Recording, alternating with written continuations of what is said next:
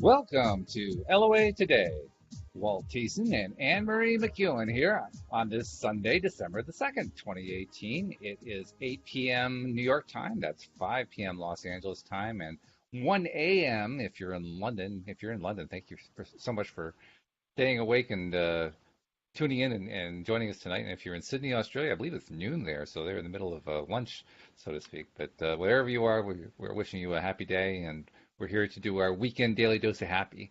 And we're doing it as a Q&A. We've had a lot of success, Anne-Marie, with Q&As lately. People are really liking them, so we're doing them more and more. Plus, it's a lot easier than coming up with a topic, I have to admit. So there's like the added benefit. Right, right. Well, I think that's great. I love Q&As because I love to help people answer their questions and talk them out, even if I don't know the answer. Just talking them out Mhm. is very therapeutic for like It's everybody. fun. So, It yeah, really is. Yeah. it Yeah. is. And usually the thing that I'm finding is most often there's enough in the question or the problem that it kind of gives you clues what to come up with anyway. Because people actually have most of the stuff figured out for themselves. They just don't realize it, and they just kind of give us the clues, and we can kind of take in the last couple steps.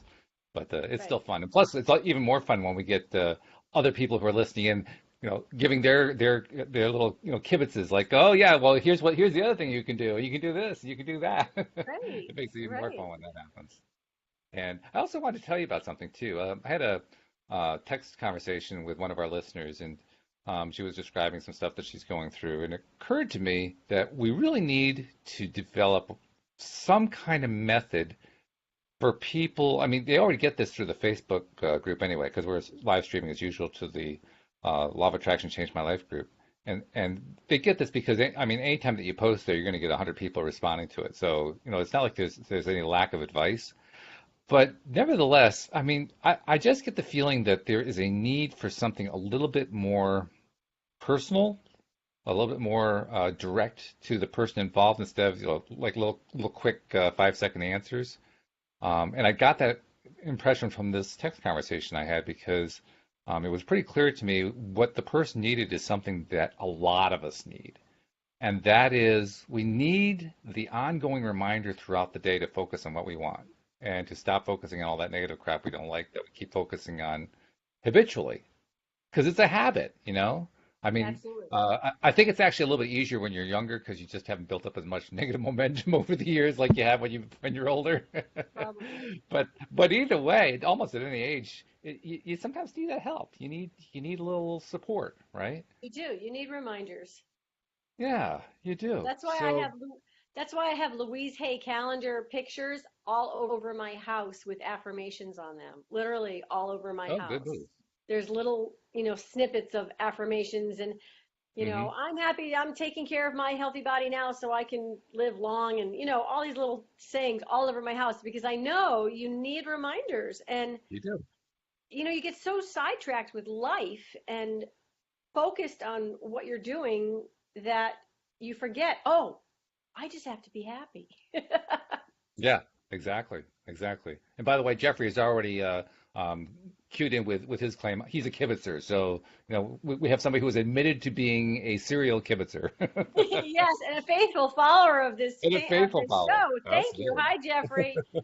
It's nice to have you back. Even though we haven't met in person, I feel like I know you since you've been on the show several times. So, hi. And also, hellos from January as well. She said she appreciated last week's talk. And so, yes, we appreciate you too, January. It's great whenever you come by to join us on the show. So anyway, on that theme, I wanted to tell you about an idea that I had. See what you think of it. See what our Okay, listeners think about it. great. I was thinking that it's kind of like the buddy system. When you're learning to swim or whatever, they'll match you up with somebody else, and you're each other's buddy, and you're watching out for each other. And if one of you gets in trouble, the other one waits for the lifeguard and all that kind of thing. Well, a buddy system seems to me a reasonable way to do helping people stay on track on where they want to be to. You have your buddy to check on you and see how you're doing and give you a little props and positive feedback. You say something with a slightly negative twist to it, and they say, well, you could always think of it as, and put in the more positive twist. So with that idea in mind, I came up with the phrase pivot pals, kind of like pen pals, but pivot pals. I love it. I love it. I love it. I love it. Pivot Pals. That's great because I always tell my husband pivot to the positive.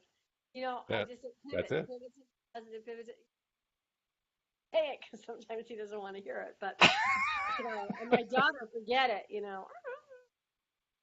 But I think that's great. I think that's great. Pivot pals. I love it. I think that's a great idea. I think finding the right person to do it with might be challenging. I mean, obviously, if you have a spouse, that would be a good person to start with, I think. Yeah. I'm going Oh, to talk sure. to my husband and ask him if he'll be my pivot pal. Will you be my pivot pal? That's a great question. Yeah, I love it.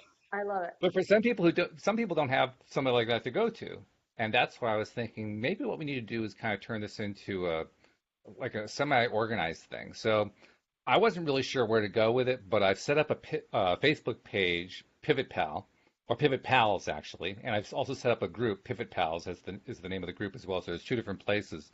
And so I'm going to ask listeners, if this is something, if you're on Facebook and it's something you might like to pursue, just go to the Pivot Pals page. I'll put a link into the chat here too.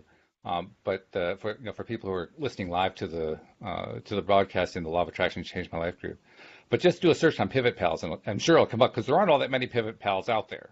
No, I'm sure. I mean, there actually is one use of it. I found it. Apparently, pivots are a kind of table that you can use in programming with Excel spreadsheets. So there are Pivot Pals for that, but it's a pretty limited thing. So you won't have any trouble finding it, I don't think. But Okay, so if it's I, something, I if it's just something went that to someone's Pivot interested in, Pals, and there's a picture of two hands holding together. Is that's the one. that's That's the yours? one. Yep. Nice. I mean, I didn't do Okay. a really big thing. It was just a little quick thing that I threw together, but at least you can identify it and you can know what it is and, like the page and click the send a message button so you can send a message saying, yeah, you want to be a part of it. And I don't know exactly what we're going to do with it. I just figure let's get the thing started and see what kind of response we get and, take it from there. Yeah, that sounds great. I'm going to ask my husband to be my pivot pal because that'll be the easiest. And if he doesn't want to do it, then I'm going to go back here and get somebody else to be my pivot pal because I think that's a great idea to just check in with each other every now and then. And or the other thing too is if you recognize that you're being negative or you're feeling upset or feeling frustrated or just down in some way, you can reach out to your pivot pal and say, "Hey, I'm Exactly. I this sucks. Life sucks," or whatever you're feeling, The and life then the sucks other call. person can reach out. That's great. Yeah. Good And well, idea. that's why I set up the group as well. I set up a group with the same name. I'll even get that link if I can here. Um, yeah, here we go. Uh, but I figured the group is a way for people to kind of self-serve. Everybody who's in the group knows what they're there for. So yes, you can stay out of my water, Harmony. My cat wants to drink my water. But anybody can just go to the group, and everybody knows what they're there for. So it's like looking for somebody, and seeing if there's somebody there you want to connect Yeah. with to do that kind of support thing. So I figure one of those two ways, maybe both of them will work out. So I will put that into let's see, I gotta get the link. I will put that into the That's chat good. Yeah, I need to do a Buttonwood group, I think. I don't have you a group for should. Buttonwood. Why don't you have one? I just haven't set it up yet. I don't know my way around Facebook all that well, and Uh, uh, but someone said you should do a Facebook group, and I just haven't done it yet. I'm not even sure how to do it, but I should just look at it, and I'll probably be able to figure it out. I'm sure, right? It's just it's easy. not that difficult. I mean, they make it, pretty easy for the average person to figure out. So it's not like Okay. you have to be a rocket scientist or something like that. But okay, so I'm going to get the right link. I tried to put the link in. I actually put the wrong link in. So here's the right link. There we go. Okay, so now we got the group link in there too. Okay, Um, cool. so um, oh, Jeffrey likes the idea. He says genius, and he says I volunteer to Anne-Marie. Well, you have a volunteer, Oh, Anne-Marie. okay. Thank you, Jeffrey. Jeffrey wants to be your pivot pal.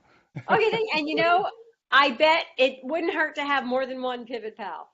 It probably is a good idea. Yeah. So, all Yeah. right, Jeffrey, you and I, we're on. All right. There we go. So good stuff. And also, this is a Q&A. So that means, if you have any questions or maybe you have a win you want to share, something that's worked out for you where you've attracted something, or maybe just a story you want to tell that's a good story, or just anything that you want to ask about. So that's what we're here for tonight. We're here to answer questions and to get into the spirit of being a pivot pal by answering questions, seeing what we can do to help cheer you up or get you into that better place or help you turn it around, find that negative phrase and turn it into a positive phrase, whatever it takes. Well, we're here to do that for you. Um, Yes. and Yes. I have to say, I've had plenty of experience with needing that for this week. I have made a few references obliquely, and I'm still not ready to go into it in detail. But Anne-Marie, you know, Louise has been dealing with some medical issues, and we have gotten some resolution on the medical issues. We have a better idea of what we're dealing with. It's not as bad as we were fearing, which is good. But nevertheless, when you're going through it, you know how it is. When you're going through stuff, it's pretty tough because, first of all, she's someone I love so much. Second of all, I'm running the house now. She can't do anything, so it's like it's all on me. And on top of that, we were closing down her business. I had to go close down her office on top of everything else. And I mean, it was just a crazy, crazy week. So there were a few times where I would have said, what the bleep, bleep, bleep, bleep, bleep. I can't take this anymore. I'm mad as hell and I can't take it anymore. Yeah. So it would have been a good time to have a pivot pal. I can say that. Yes. Let's see. What do we got going here? Oh, January has a question already. See, I tell you, this thing happens really quickly. That's great. January says, "How do I get over fear? I guess I had a tough life." And I understand. I mean, the person I was chatting with on Facebook over the last couple of days has also had a pretty tough life. A lot of people have.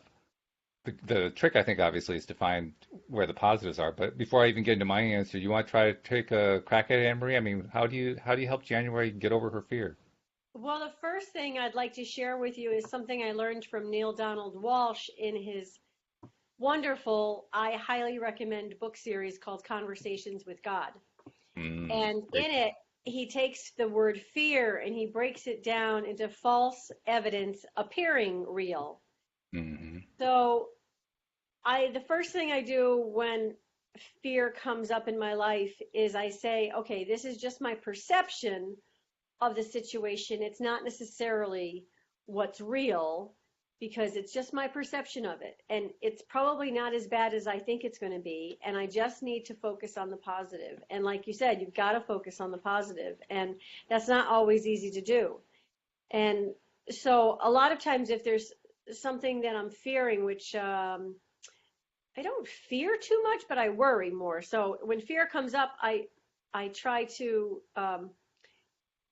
uh, sort of just pray about it, give it up, and trust that it's going to be okay. And I focus on the thing that I'm concerned about or fearful of, and I see that in a positive light, and try to keep that as positive as possible. And and the other thing that I say to myself a lot is from uh, Abraham Hicks, who says, everything is always working out for me. Hmm. So if I think about it like that, if I think about it like, and this may sound narcissistic, but it's not.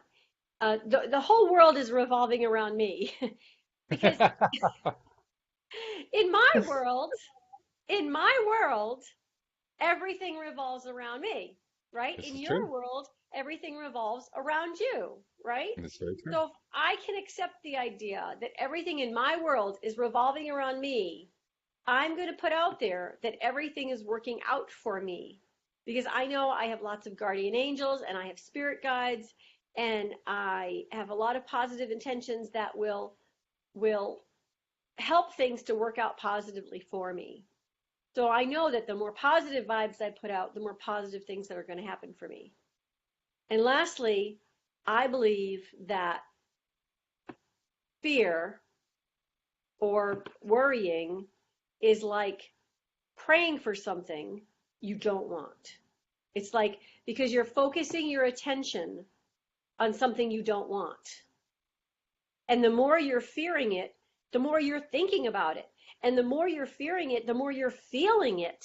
And the deeper your feelings are and the more passionate you are about that, the deeper that it's going to get into your subconscious and then manifest. So it's like, it's true. The only thing to fear is fear itself.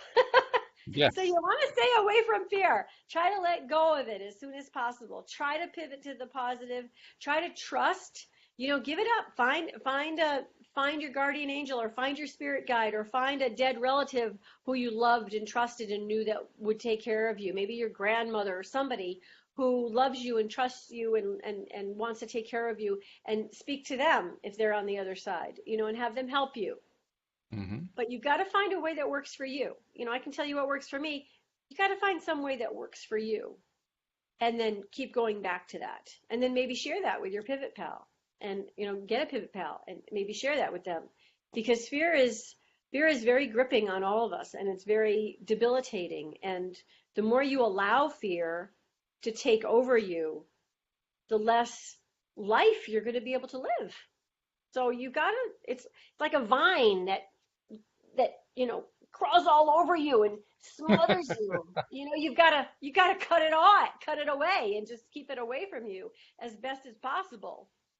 So I wish you the best of luck, January, and if I can be of any help, let me know. And she says thank you. She's already posted her thank you, so you're quite welcome. I just wanted to add that the person I was speaking with, her issue isn't exactly fear, but fear is behind it.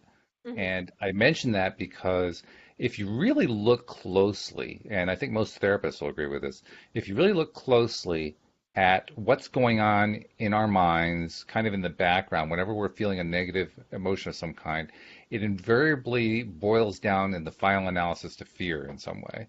Yeah, Even anger, depression, rage, hatred, revenge, all I those agree. feelings, they all boil down to fear, being afraid of something, and because we're afraid of it, that we get into a negative space as a way to deal with it. It's a way of just kind of coming to terms with whatever it is that we're afraid of. And the fear can be pretty deeply seated. It's even possible to not realize what it is you're afraid of. Sure. So the first thing I'd recommend is congratulate yourself for recognizing that you're afraid. That's actually a good thing. You recognized the truth. That is good. That You is good. recognize a very important thing.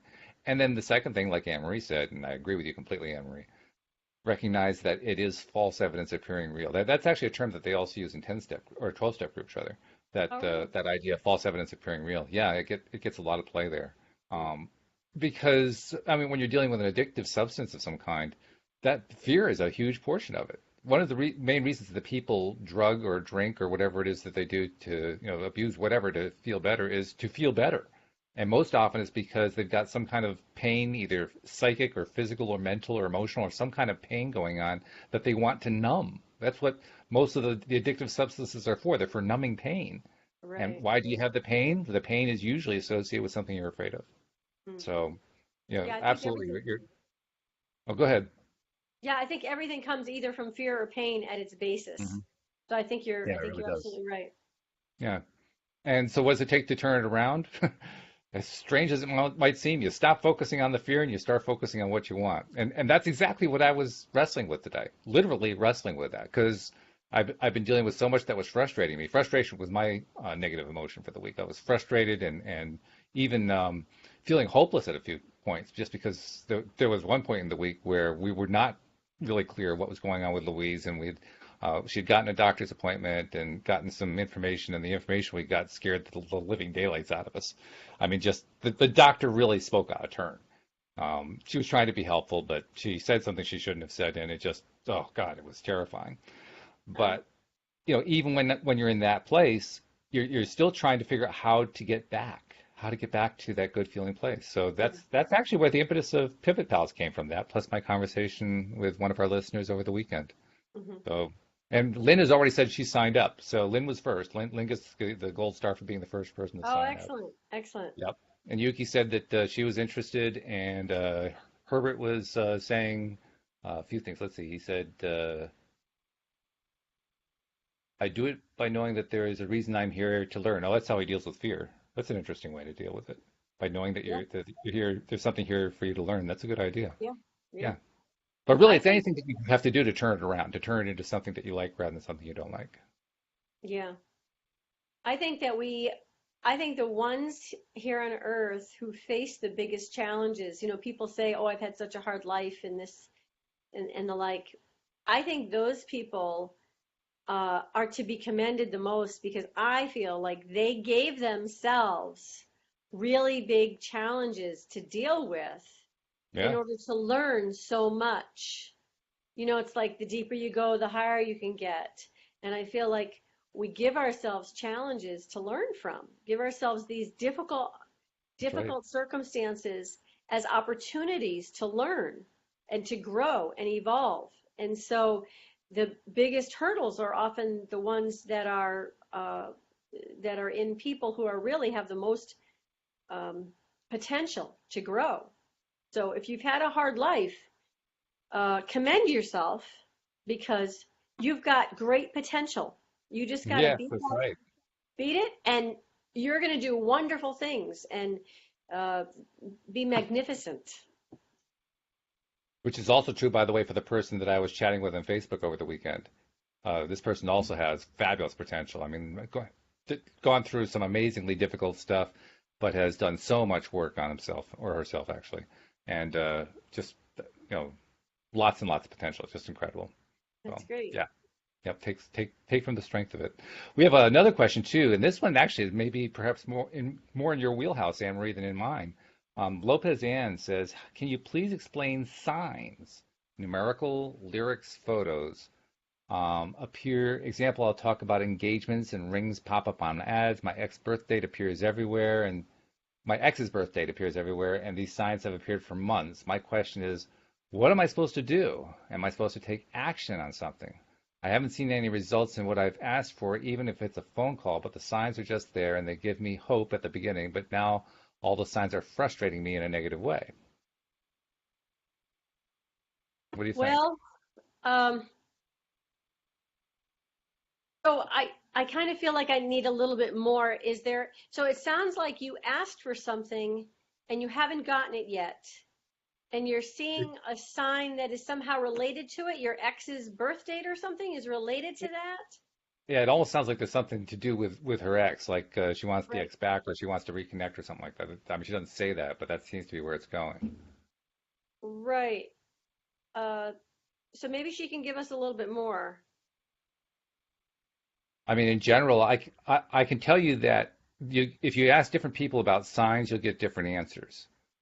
Sure. For instance, with Linda Armstrong, who does the Friday afternoon podcast with me and Carlos Balasquide, Linda will actually give you places where you can go online to look at like angel numbers and find out what the number, look up any different number combination and see what it's telling you. Um, and she's also big on signs and reading cards and all that kind of thing. Yeah. And Emery, I know you're big into numerology, so you could talk a little bit more about that. Um, but I think you'll get different answers no matter where you look. I think the real question is, what do they mean to you? Because ultimately, you can get all kinds of answers from everybody, but it really comes down to what does it mean to you? What does it make you feel inside? What what Right. what what does the sign tell you? How does it resonate with you?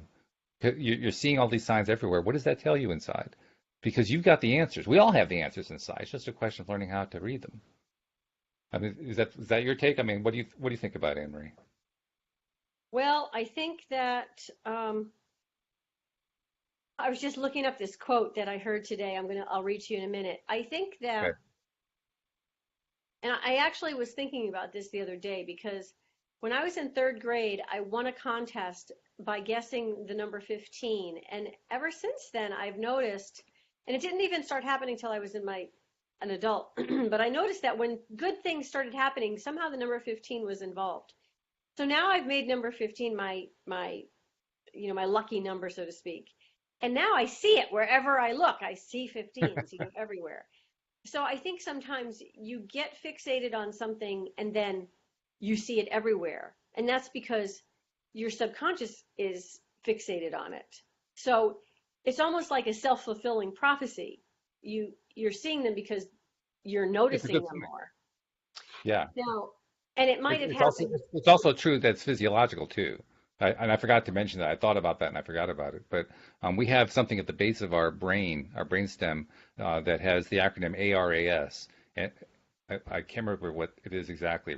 And I can't remember what the A is, but the RAS is reticular activating system. And what it does is it's part of what they call the monkey brain. It's the fight or flight part of the brain, the very much reactive kind of brain, but it's also a filtering mechanism. And the way it works is the human brain can only process a certain amount of information at any given time. If we had to process all the information that comes in through all five of our senses continuously, we would be autistic. There's so much information coming in, we would not be able to handle it. So the ARAS filters it down to just those things that we have looked at most recently on the theory, if you will, that that's what we want to spend more time on. So it's the phenomenon often happens with like getting a car. Like you get a car for the first time, and you go out and you pick up the car from the car dealer, and then you're driving, and all of a sudden you see that model and that color and that year car everywhere. Why? Because you're focused on that car.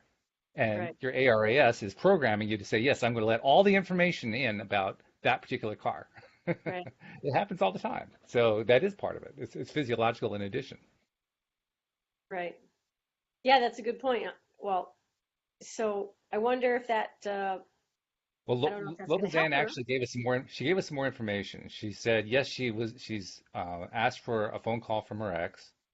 She's looking for reconciliation. She laughs about that. And she says she asked angel numbers and she sees the number 38 everywhere. And her ex was 38 years old when he dumped her. He's now 39, so I'm wondering why I keep seeing 38. That's an interesting question. Yeah. Well, because you're resonating with 38 somehow. I mean, Yeah, there was something that you that's it. resonate with 38. Now you're seeing it for exactly what the reason Walt just said, probably. But sometimes you just have to be patient and wait and stay hopeful if you want, want a phone call. And my question would be, why don't you just call him? Is that possible? Interesting question. Why does he have to be the one to call you? I don't know. It's a good one. I mean, it's one that I think a lot of people should try to answer that one because especially not so much in this group, but in the there's another group, Baby Elephants Law of Attraction group. Lots and lots and lots of young women posting very similar questions to this one. How do I get my ex back? What's it going to take? He doesn't call me, all this other kind of stuff. And you're right, that'd be a great response for all of them. Why don't you call him? Yeah, I Instead think, of trying to get him to manifest a phone call or something. right. I think a lot of guys are maybe they don't want to be rejected again. I don't know. I have no idea the circumstances, but I just know sometimes guys don't want to be rejected again, and they don't want to, they don't want to, they just don't want to get hurt again, and so they don't want to keep going. But if the woman is more, um, if she's more willing to say that she's sorry and she wants to make amends, then he might be more willing to too. Yuki actually threw a little cold water onto it, but she pointed out quite accurately if he blocked you, then maybe that's your answer. And that can also be true. I mean, the simple fact Oh, is we were all free agents, you know? I mean, he dumped her and she's trying to get back with him, but he may have permanently moved on. That's quite possible. that's possible too. That's possible Yeah, too. In which case, you've got to look for the bright side. And you've just got to move on and you got to realize that every relationship is there for you to demonstrate who you are. And you can learn from every relationship you're in. And just because it very didn't true. last as long as you wanted it to last doesn't mean it was a failure of a relationship. Relationships, they have varying lengths, and the length of a relationship doesn't determine its quality or its value. So you might have to be moving on, and next time you'll find someone even better. Take the qualities that you liked about that relationship or that person and say, yes, I liked that. Yes, I liked that. Yes, I liked that. And just look at the yeses. Look at what you liked, and go, next relationship I have is going to be even better. It's going to be all of that and more. And Yep. maybe it's time to move on. And That happens a lot too. I mean, very often when a relationship doesn't work out, it usually means there's something better coming. I mhm, mean, unless you get yourself into a really bad negative pattern where you're attracting only negative relationships, it's very often that you're going to attract something better because you've already increased your wish level, your number of criteria that you're looking for. right. And, just the fact that the other person said it's time to move on was maybe that was the universe's way of saying, come on, get him out of the way. I got another one coming for you. Maybe. You know, that can happen. Possible, absolutely, it's I, possible. I had to go through, God, I don't know how many, what I would have called failed relationships. You pointed out there's really no such thing as a failed relationship, but I couldn't even call them relationships. I don't think any of them lasted more than 2 weeks. There was one that lasted a month, and that went on for about 20 years, and then I met Louise. We've been together for 20 years since then. You know, were each of those leading up to Louise? Yeah, I can actually see that pattern now. Could I see it in the middle of it? No, no way. It felt like I was in hell. But looking back at it, I can see, yeah, actually it all added up to getting things ready so that when Louise came into my life, it was the right person. There you go. Yeah. There you go. And it looks like, oh, Lopez Ann is giving us a lot of thank yous and smiles, and yeah, lots and lots of smiles. So yeah, I think we scored a few points with that one. That's good. Okay, good. That's good. That's good. Oh, Yugi Uh, posted an interesting thing. She said, "I think that those of us who learn from the challenges are given the harder tests because we are more capable of passing the tests." there you go. I agree. I agree. I agree. And you've given yourselves those bigger challenges. I believe that before we come into this lifetime, we write a plan out for our lifetime. We figure out what we want to achieve, and we put people and circumstances and situations in our life path to give us those opportunities to grow. And I've had too many experiences in my life that have proved just that, to believe otherwise. So I heavily believe that. So and I think that we put those challenges there, and like you said, you're capable of it. You may not think you are, but you're capable of it. So just keep moving on, looking She up. also had, Yuki had a couple other comments on the subject. She said, "I manifested my ex recently, and I was looking for clarity and closure, and I believe I got it." So good Nice, for her. You know, not too nice. many people will go try to get an ex back for the purpose of closing it out and feeling like they have closure, but she did, and good for her. And she said it's only a failed relationship if you don't learn from it, which kind of That's ties right. into the text theme that she was talking about. So yeah, good Yeah, on you. Yuki. That was really very good. good. Very good. Yeah. So it looks like the questions have kind of slowed down here, but I'll give people a little more chance to ask some questions. And in the meantime, oh, I should also do our announcements. We usually do the announcements around this time anyway. But and I'm going to have to add to them now that we got Pivot Pals.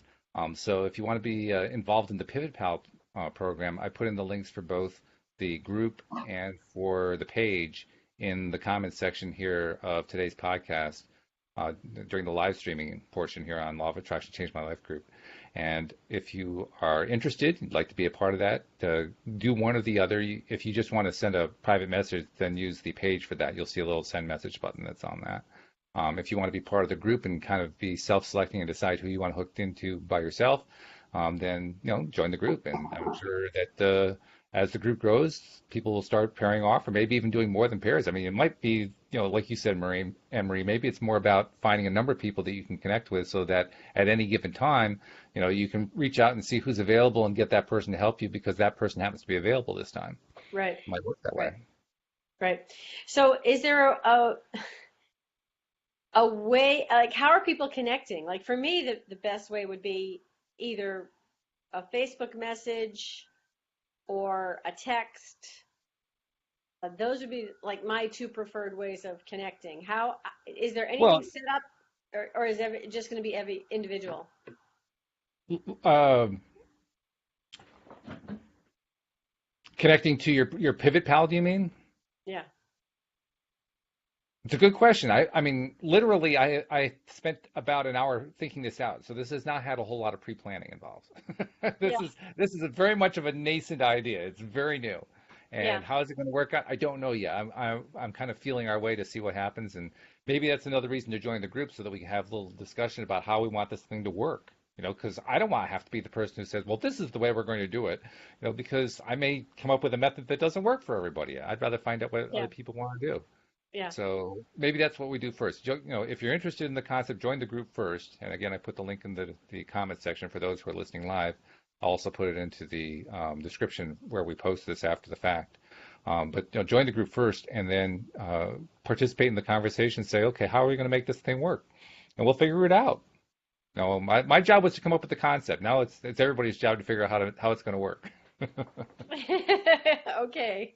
I've done All my right. part, you know. All right. Jeffrey, we'll have to figure that out. Like you heard, Facebook message might be a good way. I'm going to try to go on to this group now. Let's see if I can even find it. But anyway, oh yeah, that's fine. Interesting message. Interesting message from Herbert. He said, um, I think he was using Siri or something, and the translation didn't quite work. I think what he's saying is he lost a job, but he lost it because it was time. 3 days, the universe won't let me get up in the morning. During the day, I was good, but in the morning, I couldn't get up, and it forced me to do something I needed to do. So he's talking about how adverse circumstances actually become kind of a goad, kind of a way to push it into action. That's something that Joel Elston would really identify with because Yeah. he's a big believer in struggle, and Right. I think he has a lot of good argument on his side for that. So yeah, I think that makes sense. Um, Personally, I think that most of us probably would prefer not to do it with a struggle if we could avoid it. But sometimes struggle is what it takes. Sometimes we just need that little bit of a wake up that comes from a situation where we're struggling just to get ourselves off the spot that we've been on all this time and start taking a different set of action. One of the Absolutely. things that's really important that I think about the law of attraction is that it's based on thoughts and feelings. And there was a researcher who noticed that like 90 to 95% of the thoughts that we have every day were the exact same thoughts as we had the previous day, which kind of Yeah. makes sense, you know? So it means that we're going to keep manifesting the same kind of stuff over and over and over again. If we're going to manifest different things, different relationships, different job experiences, different money situations, different health, whatever it might be, we got to change the thought process and we got to change it fairly radically. Well, Right. struggling with something is going to make us do that. Right. So I think that's a good argument in favor of struggling with things. Yeah, no, I agree. I agree. I liked Neville Goddard was talking about not thinking of a situation that you want to be in, but like coming from that situation that you want to be in. So if you want to be in a relationship with a person, feel yourself coming from that situation, not Mm. like you're going to that relationship. Like, I can't wait to have that relationship, but feeling like you already have it and acting as though you're coming from that situation, which I think is a lot harder, but Well, it certainly fits in with the idea of assuming the feeling of the wish fulfilled, which is right. the Neville Goddard line. And I think a lot of it has to do, in terms of your success, it has to do with where you're at emotionally. I think Neville, again, was a stage actor, and he was very good at adopting, like, they didn't actually have the method yet. Method acting didn't come along till like the late 50s, early 60s. But a good actor still probably used the method to some degree without even realizing what they were using and without having a name associated with it. And as a result, he was good at adopting an emotional stance, so to speak. And he was successful as an actor, by the way. He wasn't a failed actor who just fell into this other thing because he couldn't make acting work. He actually made good money as an actor. Hmm. So he was good at it. He was good at his profession. Hmm. And I think that it influenced the way that he put together his the things that he was teaching. So he kind of assumed, probably not entirely fairly, that anyone in his audience could, like he could, just on demand get himself into a good feeling place because that's what an Hmm. actor does. But Right. most often we don't always do that. Most people have trouble with it. I have trouble with it. I don't know about you, but I have a lot of trouble if I'm in a negative place, a really bad place. Climbing out of it can be tough. So the Neville approach works when you're in a good feeling place. When Right. you're in a not good feeling place, it works like a boomerang. It works the wrong way. Yeah, no, So you got yeah, to get yourself back to balance before, back to right, alignment before you can do anything. Yeah. Yeah. exactly. So I have two questions. One is, did you post a link to the Pivot Pal group on the, Yes, okay, and where yes. did you post that? I posted it in the comments section of the Law of Attraction group. I can probably get Oh, it in the again. comments. Yeah, Okay. I'll just post it again right here. Oh, Interesting uh-oh, hold on. interesting Somehow message from Herbert. when I hit, when He I said he hit lost a comments, job, The okay, never mind. You're getting the recording on a loop. I'm getting recorded. Oh, I just muted it. Okay. Okay. We haven't had that before. That's interesting. Okay. All right. My other question is, I it's actually I'd like to ask for permission to read something by Pierre Teilhard de Chardin. And this was Sure. something that my pastor read in church this morning, and it was Okay. quite apropos for my scenario at home. And I think it might help that woman earlier who was talking about the relationship problem. And I think it's Uh, just a great quote. Basically, okay. it's talking about having patience.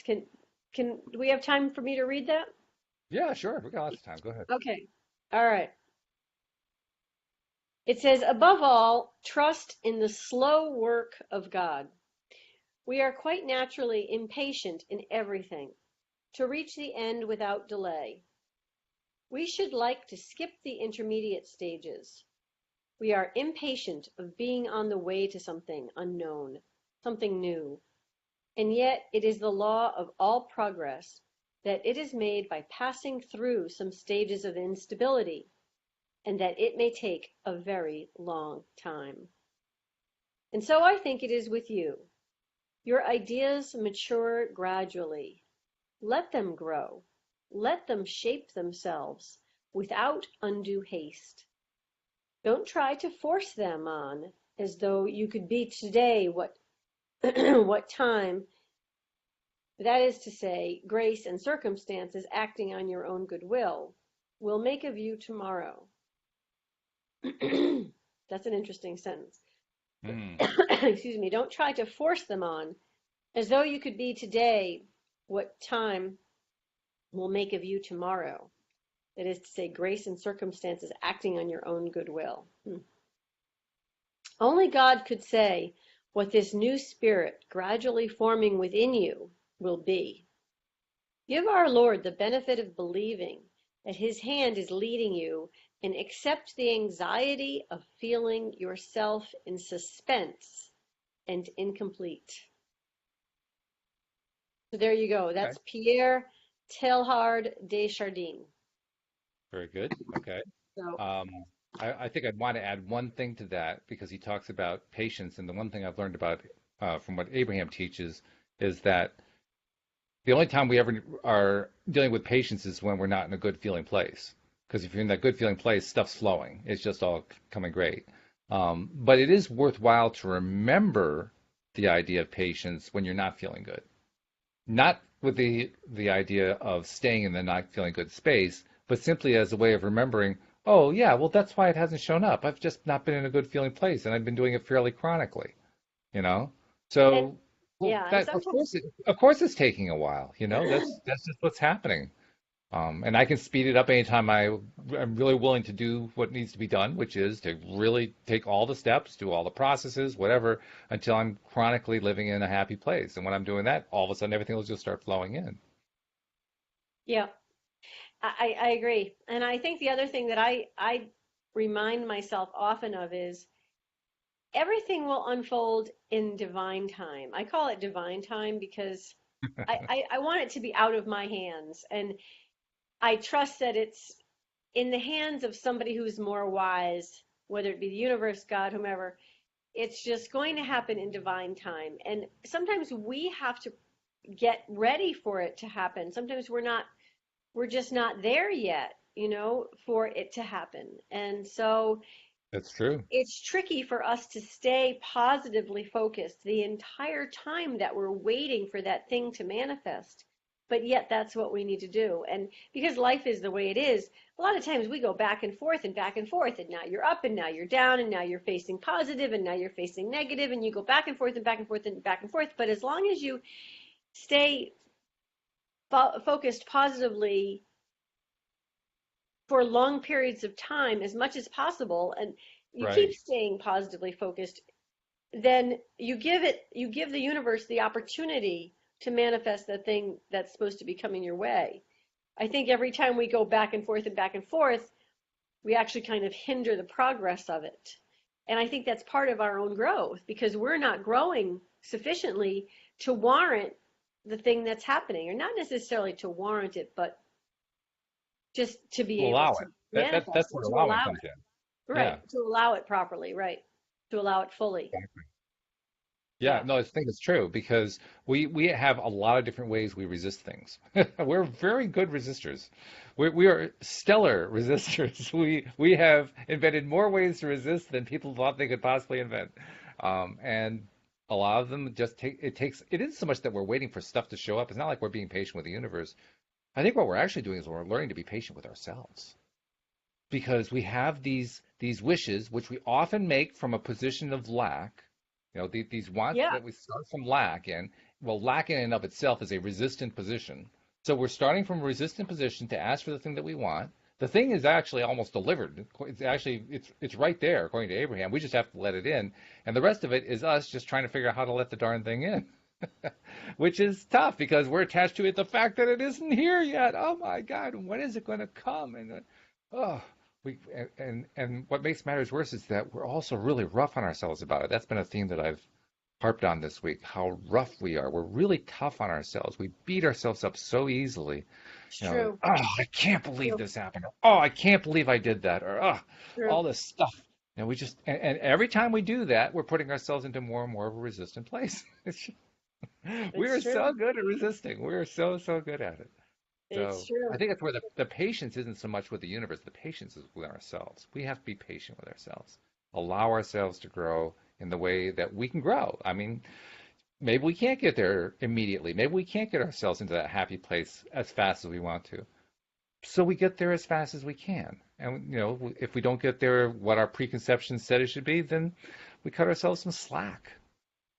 And when we No, I think do, that's we get very there quickly. important. Yeah.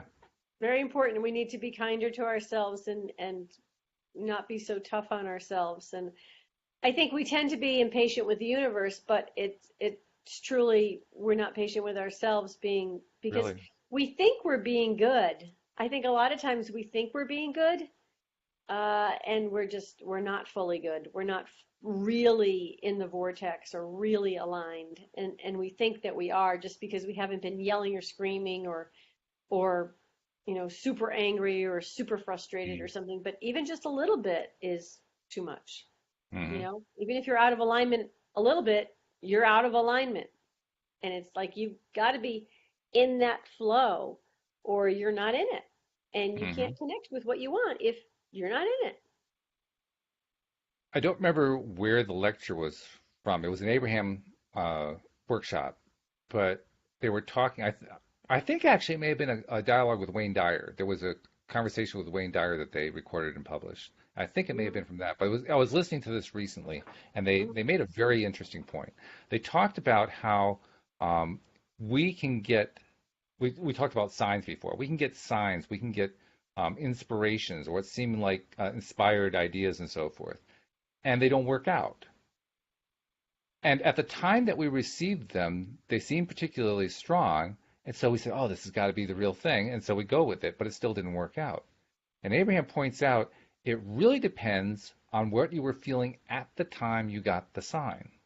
If you were feeling really, really good, it was a truly inspired idea. It was truly source. It was your inner being connecting with you. But if you were in anything but the highest level, it was probably you buying into something because it was a strong sign rather than an inspired idea. In other words, it was something that was driven more by your lower vibration. That's my way of saying it. So they were saying they understand completely how it is we can kind of lead ourselves astray by following something that really isn't truly an inspired idea. But the clue as to whether or not it's truly inspired is how do we feel at the time that we receive it. So we just have to kind of take stock. At the time we get an inspired idea, how are we feeling? If we're feeling really good, go with it. If we're not feeling so good, give it a second thought. Hmm. Check it out. You know, Interesting. I'll have to try yeah, that. yeah. And it makes sense when you think about it because if you're not in the best place, then you're going to receive ideas that are not in the best place Hmm. that match the vibration of where you're at. See, that's interesting because I always felt like inspired ideas came from a good place and were for your best, but maybe not. Well, it depends what you mean by an inspired idea. I think that's what their point was. Their point is it's not truly inspired unless you're feeling really good when you receive it. Right. So if you receive an idea and it's not when you're feeling really good, then it's not an inspired idea. It's not something that was inspired by inner being. It came from another source. What other It came source? from your own thoughts. It came from your interactions with others. You know, somebody had something going on that they were excited about. You said, yeah, yeah, yeah, okay, good, let's do that. You know, it wasn't really a truly inspired idea because it didn't really come from within. It came from without. Hmm. Okay. Okay. Yeah. Interesting. Yeah, I'm still Ponder getting that. used to that one, but I like the idea because the one thing I've been most concerned about for the longest time was being able to communicate with my inner being. I mean, I get jealous of some of my co-hosts. I mean, Wendy Dillard was incredible. I mean, she could have entire conversations with her inner being. I'm just sitting there dumbfounded, like, how on earth does she do that?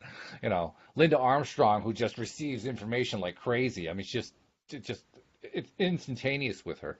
And here I am. I feel like I'm in preschool trying to figure out how to talk. You know?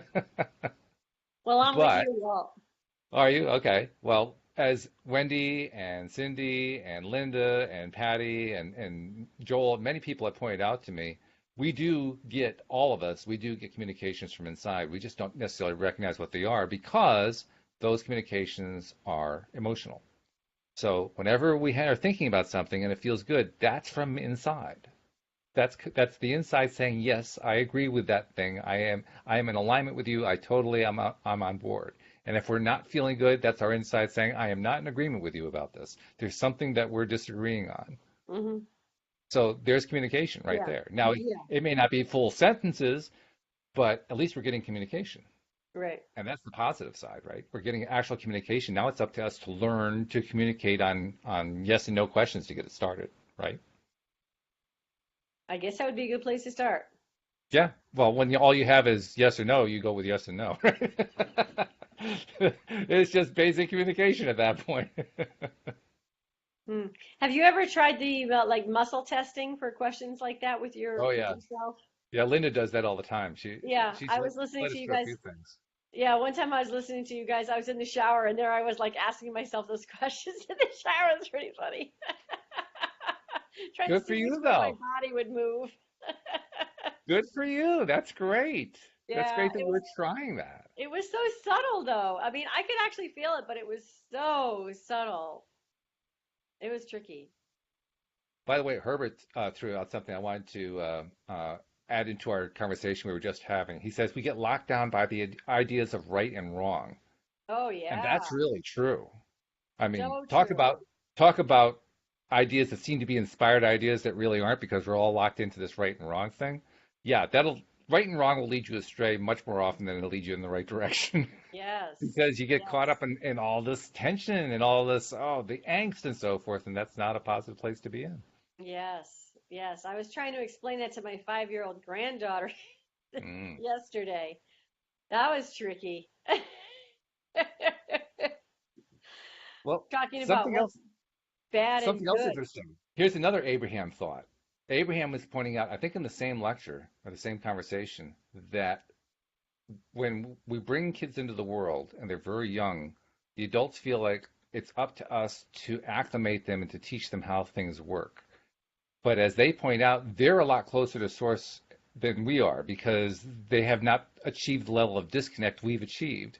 So we should actually be paying more attention to them. They have a lot to tell us, especially if they're really, really young, because they're still really, really connected. And sometimes they're not. I mean, we could ask them a point blank question about all this stuff, and very often get an answer that says, "Go away, don't bother me," which is basically, in Abraham's terms, that's their way of saying that's so obvious. Stop bothering me about something that's so obvious, even though it's not obvious to us. It's not obvious to them, Right. and it's kind of a reminder. Like, yeah, they really do understand. I mean, there was a here in the United States many years ago. There was a television program that was called "Kids Say the Darndest Things." Oh, I First love Art, that then show. Letter, and then Bill Cosby. But it was just a wonderful program, and kids really do say the darndest things because they are so honest about that connection. They're still getting a lot of their information from that connection.